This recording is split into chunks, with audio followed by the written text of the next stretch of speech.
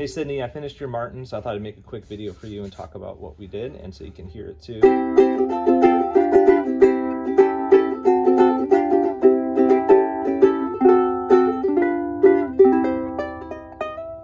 Yeah, it just really sounds good. This is what you want a Martin to sound like, despite all these repairs.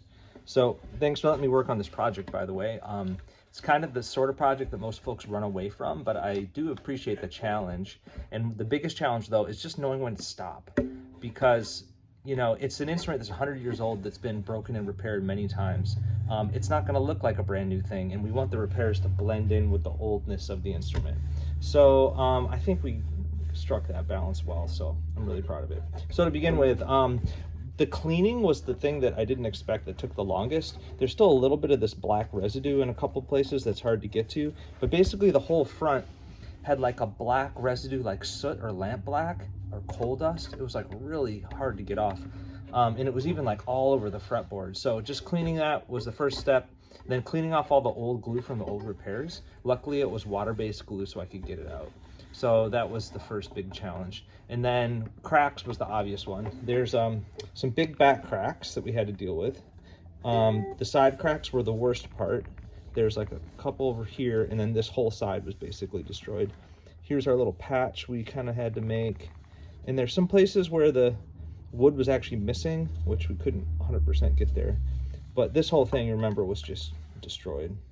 And then there's multiple top cracks, including this big obvious one that was kind of hard to get aligned, but we had to leave it as good enough.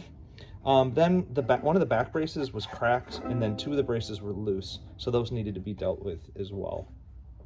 So after all those repairs are done, I also used a lot of these little cleats inside to hold the cracks together from the inside.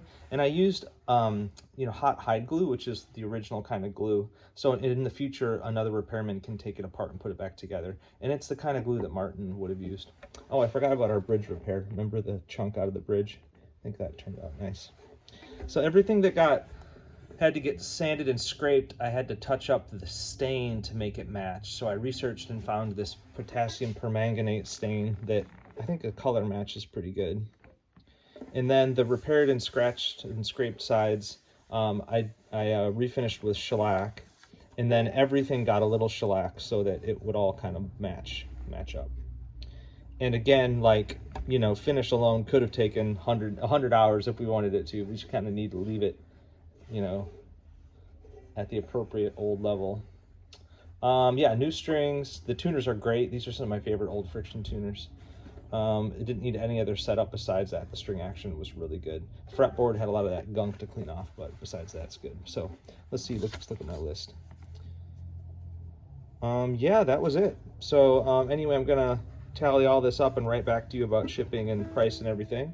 But I think we did a great job, and I'm really pleased that you let me work on it. So, cheers.